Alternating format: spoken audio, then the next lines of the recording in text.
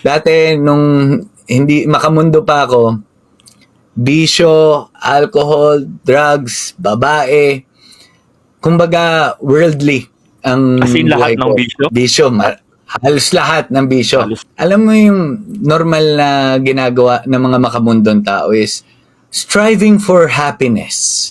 Laging gusto, ang pinaka main goal natin sa buhay ay maging happy. Which is mali Happiness are based on happenings. Masaya tayo ngayon kasi buhay parents natin, wala tayong sakit, may trabaho tayo, maganda grades natin, meron kang bagong gamit.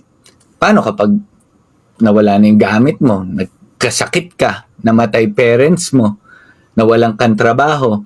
So, nakabase lang yung happiness sa happenings. Ngayon, ang kailangan kasi nating strive yung joy. Joy is from within.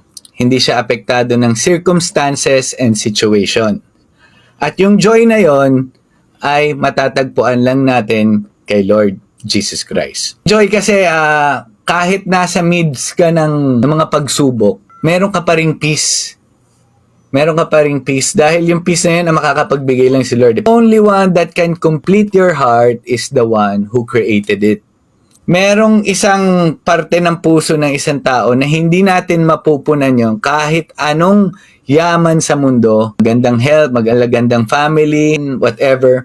Pero hindi siya mapunan-punan. Ito yung lagi kong sinasabi din doon sa mga iba kong kaibigang artista na hindi ba yung buhay natin parang isang loop lang na paulit-ulit. Meron kang hinahabol na hindi mo alam kung ano yon.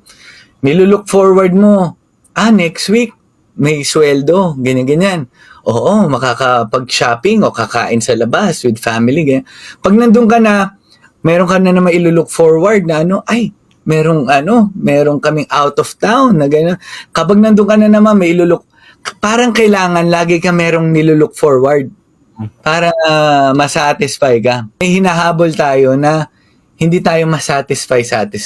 Parang surviving ka lang sa world wala kang purpose. Doon ka ngayon magtatanong, ano ba yung purpose natin? Yun yung isang magandang itanong mo sa sarili mo. Gusto mo talaga malaman yung purpose mo, kailangan malaman mo muna at makilala mo kung sino yung creator mo. Dahil yung creator natin, yung nag-design sa atin at nagbigay sa atin ng purpose sa mundong ito.